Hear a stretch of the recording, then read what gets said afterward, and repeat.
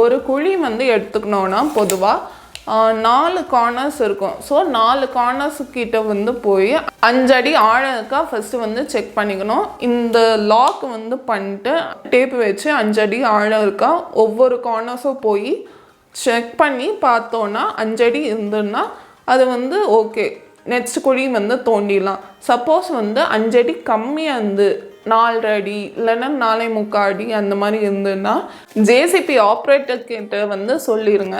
இந்த மாதிரி வந்து 4 அடி வந்து தோண்டிட்டிங்கன்னா இன்னும் வந்து 1/2 அடி வந்து இதில் எக்ஸ்ட்ராவாக வந்து தோண்டணும், 5 அடி ஆழம் வந்து இருக்கணும், அதில் வந்து கம்மியாக இருக்குது வந்து சொன்னீங்கன்னா அவங்களே வந்து தோண்டி கொடுத்து வந்து போயிடுவாங்க.